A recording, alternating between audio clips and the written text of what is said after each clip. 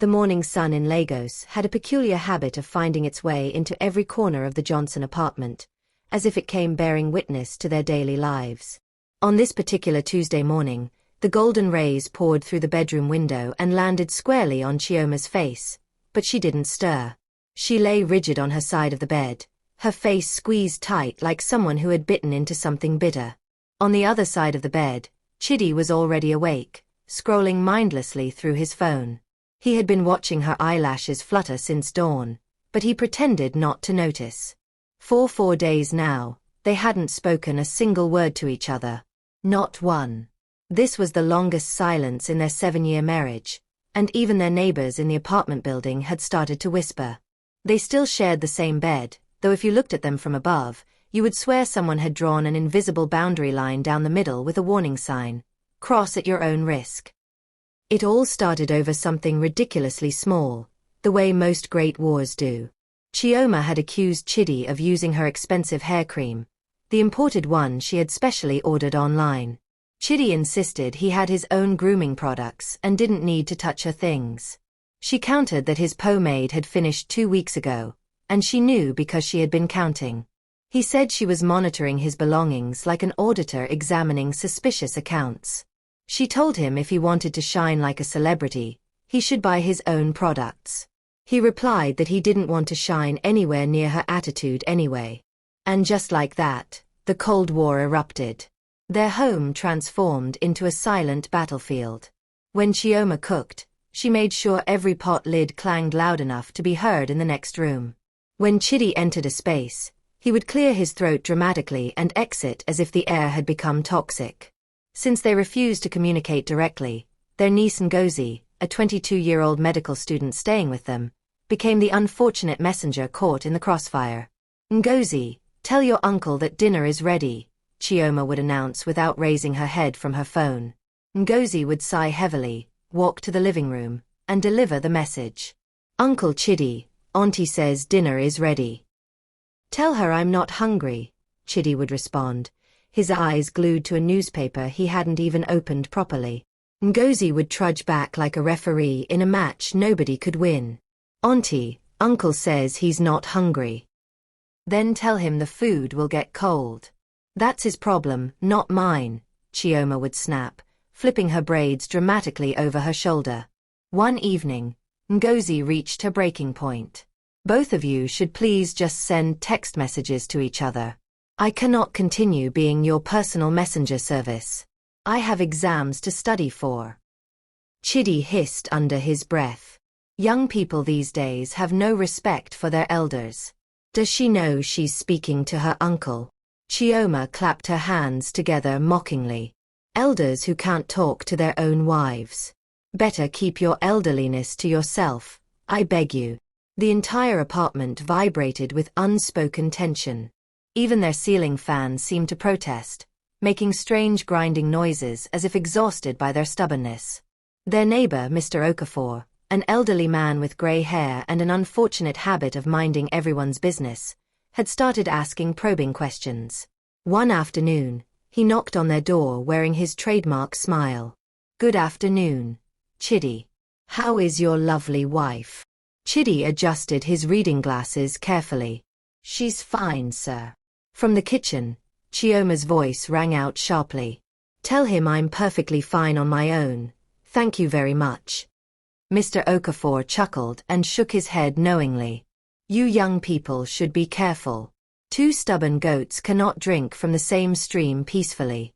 If one keeps kicking the other, eventually somebody will fall in." But pride had already constructed a fortress in both their hearts. Chioma declared she would never be the first to speak, and Chidi swore on his late father's memory that he would rather have a conversation with the walls than greet her first. The next morning, Chioma prepared jollof rice with chicken stew. She deliberately made it smell like absolute paradise. The aroma filled the entire apartment complex until even the neighbor's cat came meowing at their window. Chidi's stomach growled audibly, but his pride commanded him to stay seated. So he remained in the living room, pretending to review important documents from his engineering firm, though every 3 minutes he inhaled deeply like a man sniffing forgiveness itself. Ngozi walked past and whispered, Uncle, just go and eat before pride kills you completely. He frowned defensively. Eat what? Who told you I'm hungry? 5 minutes later, however, he tiptoed into the kitchen, opened the pot carefully, and saw culinary heaven staring back at him. He scooped just a tiny bit with his finger, supposedly to check for salt. Suddenly, Chioma's voice came from directly behind him. Oh wonderful, so now I have both a hair cream thief and a food thief living under my roof. Chidi nearly jumped out of his skin. Who said I'm stealing anything? I was merely checking if the stove was properly turned off. I see. Stove off, finger in pot, right? Chioma replied with a satisfied smirk before walking away triumphantly. Chidi wanted desperately to apologize, but his mouth refused to cooperate. Instead, he shouted after her, "Next time, don't cook food that disturbs people's peace of mind." Clap aboard if you're enjoying this story of pride and stubbornness, smash that like button and let me know in the comments. Have you ever been in a silent war with someone you love? Don't forget to subscribe so you don't miss the next chapter. Turn on those notifications, and let's continue this journey together. See you in. That night, both Chioma and Chidi lay in bed again, back to back, each lost in their own thoughts about how to win this war without surrendering an inch of ground. Chioma replayed their argument repeatedly in her mind, half wondering if she had overreacted. Meanwhile, Chidi stared at the ceiling, wondering why his mouth couldn't form the simple words, "I'm sorry." Suddenly, the power went out. Their ceiling fan stopped spinning, and within seconds, mosquitoes began their high-pitched symphony near their ears. In frustration, Chidi shouted into the darkness, "Where's the mosquito coil?" Chioma answered sharply, "Ask your pomade." From the guest room, Ngozi burst out laughing. These two people are absolute comedians. But neither Chioma nor Chidi found anything amusing. Chioma hissed and turned her back even more pointedly, whispering to herself, "If he wants silence, I'll give him silence forever." Chidi folded his arms tightly and muttered, "We'll see who breaks first." Despite their internal grumbling that night, the apartment remained dark, hot, and filled with the sounds of mosquitoes. 3 perfect witnesses to the absurdity of 2 adults fighting a war that simple words could have ended. The next morning brought no peace treaty. The sun rose shamelessly, pouring light through their windows as if eager to watch the ongoing show. The house fell silent again, but it wasn't the peaceful kind of silence. This was the suffocating silence of 2 people actively thinking of new ways to irritate each other without actually speaking. Chioma woke up before Chidi and began sweeping the bedroom. Every time her broom brushed near his legs, she made sure it touched him just slightly. Chidi, who had been pretending to sleep, finally hissed in annoyance, "If you want to sweep my actual body, just say so directly." Chioma didn't miss a beat. "No, I'm simply sweeping pride out of this house." Chidi sat up abruptly. "Then you should definitely start with yourself." Chioma turned and gave him a look that could have fried an egg from 10 feet away. "You won't survive my silence today. I promise you that." And so the second round of their Cold War officially began, this time with structured stubbornness and official rules. They started actively competing over who could better pretend the other person didn't exist. If Chidi entered the kitchen, Chioma would immediately flip her hair and march out. If Chioma was in the living room, Chidi would suddenly remember urgent business in the bedroom. The only language they spoke was the noise of movement, doors closing with unnecessary force, plates clattering deliberately, slippers slapping against tiles with attitude. Even Ngozi, who had initially enjoyed staying with them, began spending every evening at her friend's place. She told her study group, "Those 2 are more dramatic than the soap operas on TV. I'm just waiting for the season finale at this point." One afternoon, Chioma cooked rice and stew as usual. She didn't call Chidi to eat. She simply dropped the covered pot on the dining table and sat down to watch her favorite television drama. Chidi, who had been in the bedroom pretending to be on an important phone call, emerged when the aroma of fried plantains reached him. "So she cooked rice and things. Well, the food belongs to me anyway," he muttered under his breath. He walked to the kitchen, saw the steaming food, and smiled to himself with satisfaction. He grabbed another plate, served himself a generous portion, and carried it to the living room. When Chioma noticed him eating, she hissed loudly. "Ah, so people who don't talk can suddenly eat food cooked by people they claim not to see." Chidi chewed slowly and deliberately. "Food doesn't keep malice. Only people do." Chioma clapped her hands together sarcastically. "Wonderful philosophy. When you finish eating, go tell your food good night then." He ignored her comment, but his heart was beating faster because she still looked beautiful even when angry. Chioma kept glancing at him sideways too, secretly wondering if she should just break the silence. But pride held her tongue captive. She remembered how her friends had teased her before, saying she tolerated her husband's behavior too much. So she told herself firmly, "Not this time.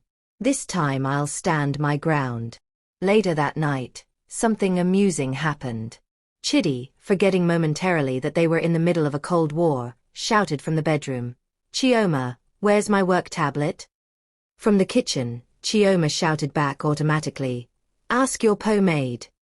The entire apartment building heard it, and the neighbors' children laughed so loudly that even Chidi had to cover his face with embarrassment when he finally found the tablet under a pile of newspapers. The next morning, Chidi decided to launch what he privately called Operation Pretend to be Happy. He dressed sharply for work at his engineering firm, wore his best cologne, and whistled loudly in the living room so Chioma could hear every note. "Life is genuinely sweet when there's peace of mind," he announced to no one in particular while spraying his body generously with cologne. Chioma emerged from the bedroom and folded her arms across her chest. Peace of mind indeed. Some people should have just married their cologne bottles. Chidi smiled coolly. At least cologne doesn't argue or keep unnecessary malice. Chioma grabbed the nearest broom and pointed it at him like a weapon. "Keep testing me, Chidi Johnson. Keep testing me. One day I'll show you real drama." Ngozi, who had been quietly minding her business in the corner, muttered, "These people don't need couples therapy. They need a reality TV camera crew." Unfortunately, this particular silent war continued for weeks and began to develop its own structure and protocols. They both grew completely accustomed to using Ngozi as their human loudspeaker, treating her like a living walkie-talkie. "Ngozi, tell your uncle to stop blocking the bedroom with his towels." "Ngozi, tell your auntie that the television remote control is not her personal inheritance." One evening, Ngozi completely lost her patience. She stood in the middle of the living room, dropped her medical textbooks dramatically on the floor, and shouted at the top of her voice, "Enough! I am not your microphone or your messenger pigeon. If you people want to destroy each other, please do it directly. I am officially tired." Both Chidi and Chioma turned to stare at her, genuinely shocked by the outburst. Then, without even thinking, they shouted simultaneously at her, "Don't you dare raise your voice at us in this house." It was the first time they had spoken together in weeks, and their voices came out like synchronized thunder. Ngozi blinked in surprise, then smiled slowly. "Aha! So you people can actually talk together? Wonderful discovery. Anyway, you can sort yourselves out. Let me go rest. Maybe you'll quarrel about salt and seasoning cubes next." But they didn't quarrel about anything. Instead, they both hissed in unison and retreated to their separate corners, each feeling secretly embarrassed for having shouted together so perfectly. 2 days later, something frightening happened. Chioma woke up feeling nauseous and dizzy. She held her stomach, stumbled to the bathroom, and vomited repeatedly. Ngozi rushed to her side, genuinely frightened. "Auntie, should I call Uncle Chidi?" Chioma waved her hand weakly. "No, don't call him. He won't care anyway." But when Chidi heard coughing and retching sounds from the bathroom, something in his chest tightened with fear. He rushed in to find her slumped against the bathroom wall, barely conscious. "Chioma!" he shouted, shaking her shoulder gently but urgently. She didn't respond properly. Panic seized him completely. He lifted her into his arms, carried her to the car, and drove straight to the hospital like a man possessed, running 2 red lights in the process. At the hospital, Dr. Adekunle, a calm middle-aged physician who knew both of them well, examined Chioma quickly and thoroughly. "She's severely dehydrated and exhausted," he explained with concern. "Has she been under any unusual stress lately?" Chidi swallowed hard, his throat dry. "No, not really. Just, well." He couldn't even complete the sentence because the truth was burning his tongue like hot pepper. That night, Chidi sat beside Chioma's hospital bed, watching her sleep with 4 tubes in her arm. He desperately wanted to hold her hand, but shame kept his fingers stiff and motionless beside him. Ngozi sat in the corner chair, shaking her head with disappointment. "Uncle, look at your life now. You people were fighting about who was right and who was wrong. Now you don't even know if she'll wake up properly." Chidi's voice was barely a whisper. "She'll wake up. She has to wake up." And she did wake up several hours later. When she finally opened her eyes slowly, her voice was weak but still carried that familiar sharpness. "Why am I here in the hospital?" Chidi tried to smile reassuringly. "You fainted at home. I brought you here immediately." "Oh, so you can talk to me now," she muttered with a faint smirk even in her weakened state. Chidi sighed deeply, exhausted emotionally and physically. "Please don't start this again.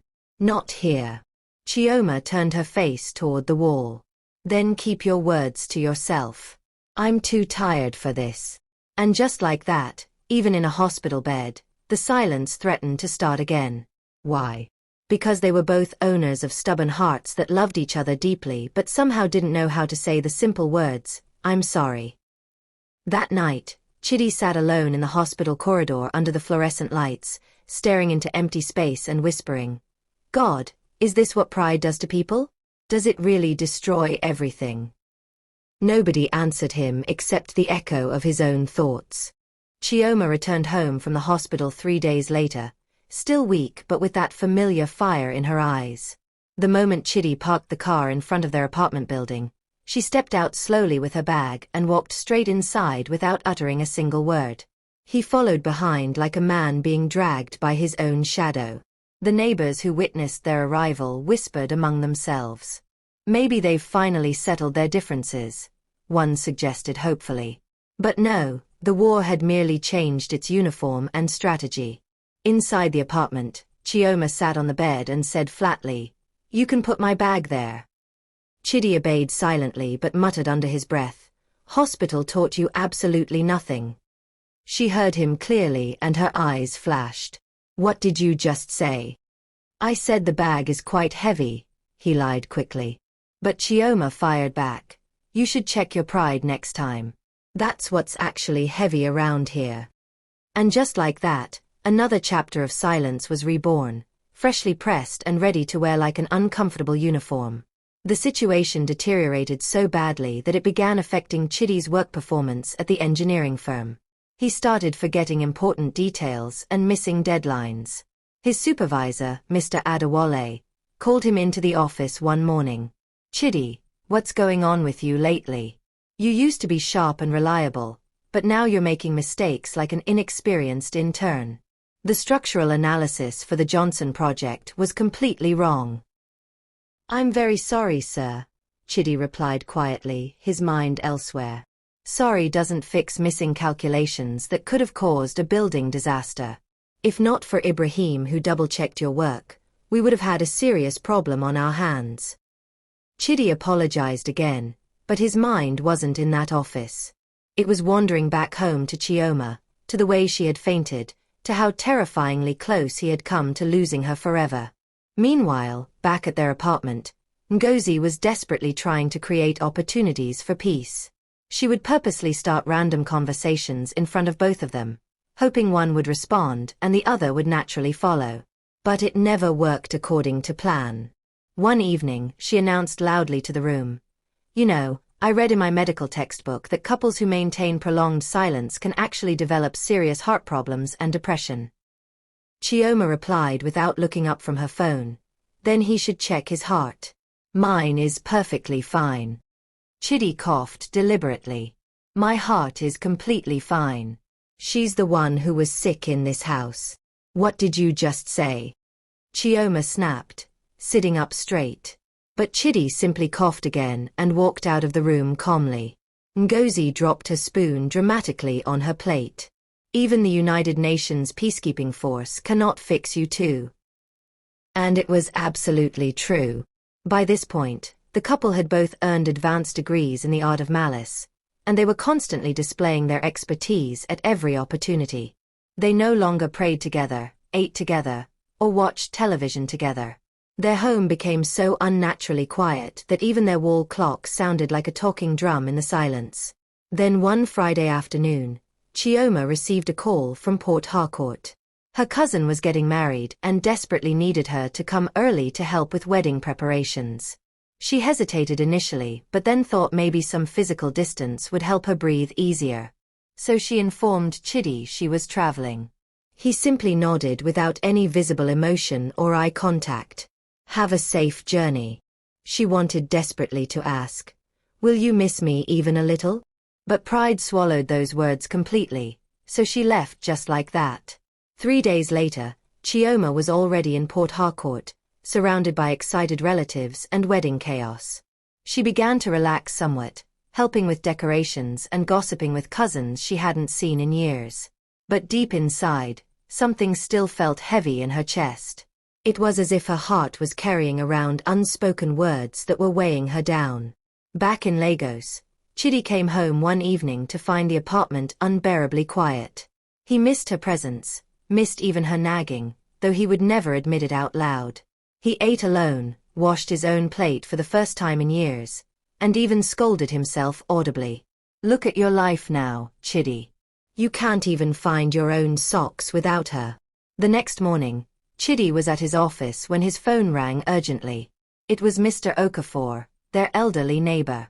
Chidi, are you at home right now? No sir, I'm at work. What happened?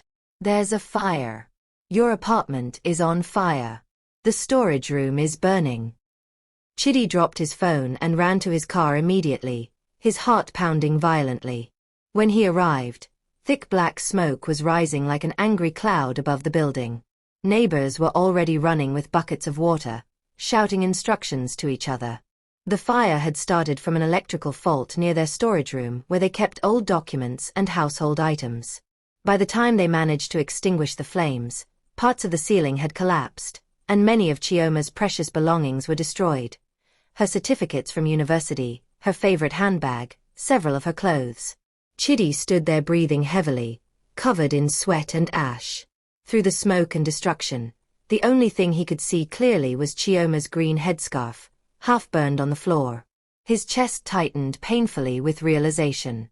For the first time in months, raw fear broke completely through his wall of pride. He sat down heavily on the ground and muttered to himself, God, what have I done? What if she had been inside there? Mr. Okafor placed a weathered hand on his shoulder. My son, when a house is filled with silence and anger, disaster finds it easy to enter. Go and bring your wife back home before silence destroys what little is left. That night, Chidi couldn't sleep at all. He called Chioma's number repeatedly, but the network connection kept failing. Finally, when she picked up around midnight, he froze completely, unable to find his voice. Hello, Chioma said, sounding tired and confused. Chidi. He wanted desperately to speak, but no words would come out of his mouth. Chidi, she repeated with concern growing in her voice. Is everything okay? What's wrong? Chidi swallowed hard, his throat tight. There was a fire, he finally managed to say. What? A fire where? At home. The storage room. Some of your things got burned, but please don't panic. I'm completely fine physically. Chioma was silent for what felt like an eternity. Then she said quietly, You should have called me earlier, Chidi. I didn't know what to say, he confessed honestly, his voice breaking slightly. Chioma's eyes immediately filled with tears as she sat on the bed in her cousin's house in Port Harcourt. Despite all her anger and hurt, she couldn't deny she still cared deeply about him. I'm coming home tomorrow morning, she said softly. The next day, she returned to Lagos on the earliest bus. When she stepped into their apartment compound and saw the charred section of their home, her hands trembled uncontrollably. Her certificates, her favorite accessories, everything was gone, reduced to ash. Chidi stood beside her helplessly and said, "We almost lost everything that mattered." She looked at him for a long moment, her eyes glistening, then turned away. "It's not just about the fire, Chidi. It's about everything. We've been burning slowly for months, destroying ourselves bit by bit, and we didn't even smell the smoke until now." Chidi closed his eyes, deeply ashamed of himself. "You're absolutely right." That evening, for the first time in months, they sat together in a silence that wasn't filled with anger. They were simply speechless from the weight of realization about what they had done to themselves and their marriage. Later that night, when rain started falling gently outside, Chioma stood by the window watching the drops. Chidi came up behind her and said quietly, "You know, when I saw those flames, I imagined what would happen if I lost you. And suddenly everything else, every argument, every moment of stubbornness, none of it mattered anymore." Chioma turned to face him, tears streaming down her cheeks. "So what happens now, Chidi?" He sighed deeply. "Now, maybe we finally stop punishing ourselves and each other for being human." Chioma looked down at her hands. "Maybe we can try." From the guest room, Ngozi, who had been pretending to sleep, whispered into her pillow with relief. "Finally. Thank God." The morning after the fire, Chioma sat outside on their small balcony, holding a cup of tea that had gone completely cold.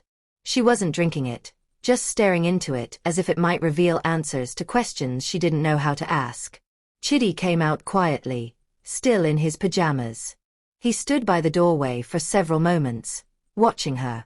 He wanted to say something gentle and meaningful, but the words felt shy and awkward. He cleared his throat once, then twice, but nothing emerged. Without looking up, Chioma said, "If you have a cough, please drink some water." Chidi smiled nervously. "I don't have a cough. I was just thinking." She finally looked up. "Thinking about what?" "That maybe we should rebuild everything together. Not just the storage room, but us." Chioma sighed deeply. "I've thought about giving up on this marriage so many times recently, Chidi. What's even left to rebuild?"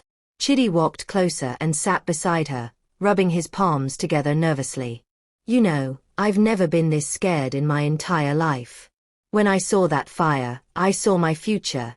Empty, just me and my worthless pride." Chioma looked at him carefully, then smiled sadly. "Maybe that's what God wanted you to see. What silence and pride can actually burn and destroy." Chidi nodded slowly. "You're right. I'm sorry, Chioma. I'm truly, deeply sorry." The words were simple, but they landed heavily, like water on parched soil after months of drought. Chioma blinked rapidly, caught completely off guard. "You're what?" "I'm sorry for everything. For my pride, my silence, my stubbornness, and for treating you like an enemy in your own home." Chioma looked down at her cold tea, trying to hide her trembling lips. "I honestly didn't expect you to say that." "I didn't expect to mean it this deeply," he admitted. "But I do, Chioma. I genuinely do. I'm sorry." Tears began forming in her eyes, but she laughed through them. "You're making it sound like a political campaign speech." Chidi laughed too, shaking his head. "Maybe so. But at least this is one campaign I actually want to win."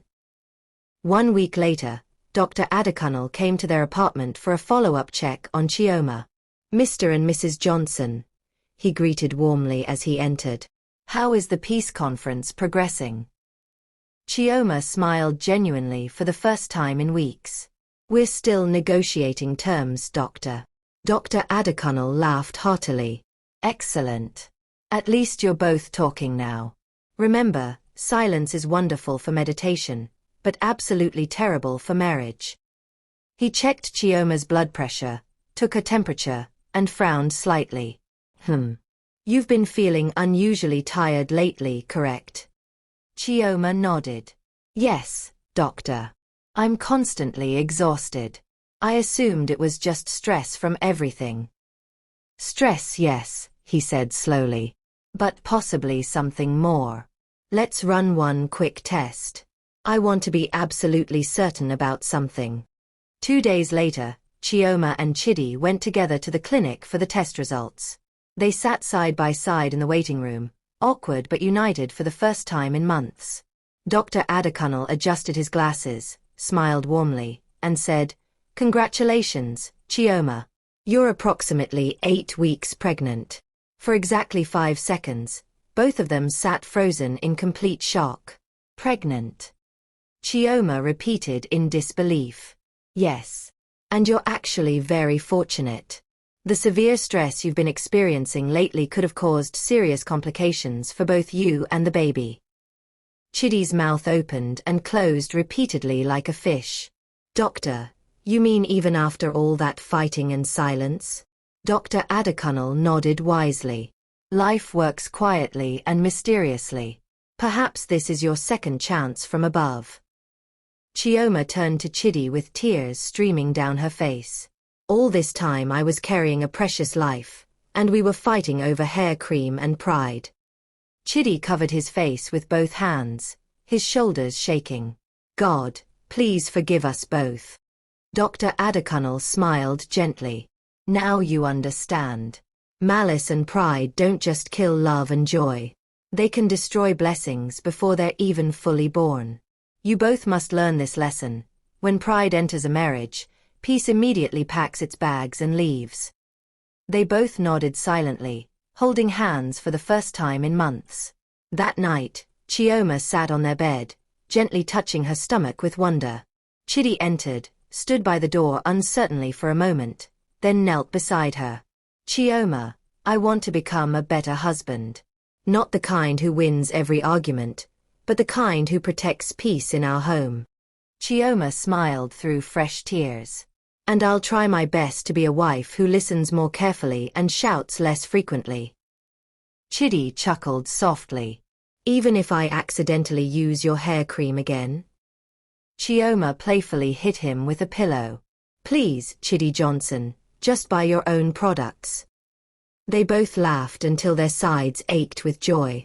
For the first time in many months, genuine laughter filled their home again, chasing away the last shadows of their silent war. By the time the rainy season ended completely, the Johnson apartment had transformed, not just physically with repairs, but spiritually and emotionally. The burned storage room had been rebuilt, and more importantly, their relationship was growing stronger daily. Chioma was 5 months pregnant and glowing like the early morning sun. Chidi had become softer, humbler, and had even learned to cook basic meals. One Saturday morning, he was in the kitchen frying plantains while singing loudly and off-key. From the bedroom, Chioma laughed. Chidi Johnson, your voice sounds like a generator that desperately needs servicing. He shouted back cheerfully, at least this generator still produces light, unlike our silence before. They both burst out laughing again. That had become their new unbreakable rule. They could disagree, even argue, but they must never, ever go completely silent again. Months later, Chioma gave birth to a healthy, loud baby boy they named David. Their home became filled with new sounds, baby cries, laughter, and constant conversations, even if some were arguments about who should change diapers. One Sunday, a young couple from their church came to visit. They sat stiffly on the couch, clearly in the middle of their own silent war. Chioma recognized that painful posture immediately. So you two have started the silence ministry? She asked gently with a knowing smile. The couple looked down, embarrassed. Chidi laughed warmly. Brother, sister, let us tell you something important. We earned a PhD in that ministry. But look where it landed us. In the hospital, through fire, into regret and nearly destroyed everything precious. Chioma added softly, the day we started talking again, even through tears and arguments, healing finally entered our home. Talking doesn't fix everything immediately, but it stops pride from growing deep roots that eventually strangle love. The young couple nodded quietly, and you could see the message sinking into their hearts. That evening, after their guests left, Chioma and Chidi sat on their balcony watching the sunset together, baby David sleeping peacefully between them. Chioma sighed contentedly. Life really taught us through the hardest road possible. Chidi smiled. True. But at least we didn't stay stuck there. We found our way back home to each other. She looked at him playfully. And the next time we have a serious disagreement? Chidi raised an eyebrow with a grin. Next time, I'll talk first, no matter what. Even if I'm clearly the one who's wrong? Chioma challenged. Chidi grinned wider. Especially if you're the one who's wrong. That way I can still claim I'm the mature one in the relationship. She threw her headscarf at him playfully. You never change completely. Chidi caught it and laughed warmly. Change completely? No. But I learned something more important. How to love loudly, talk freely, and never let pride build walls between us again. Chioma leaned her head on his shoulder as they watched their baby sleep. You know what? I think we're going to be okay now. Better than okay, Chidi whispered, kissing the top of her head. We're going to be great. And they were. Because they had finally learned that in marriage, talking, even arguing, was infinitely better than the deadly silence of pride. Their home was no longer the house of silence. It had become the house of communication, laughter, forgiveness, and second chances. Mr. Okafor, watching them from his window across the compound, smiled to himself and nodded with satisfaction. Finally, he muttered.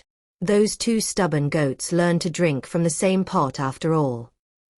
The END lessons from this story: pride destroys what love builds. Sometimes being right costs you everything that matters. Communication is the lifeline of marriage.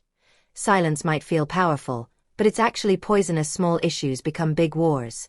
Address problems immediately before they grow roots. Stubbornness has consequences. What you refuse to fix today might become unfixable tomorrow. Love requires humility. The strongest person in a relationship is the one who can say, I'm sorry. First, life gives second chances, but not always. Don't wait for tragedy to appreciate what you have. Your ego is not your friend.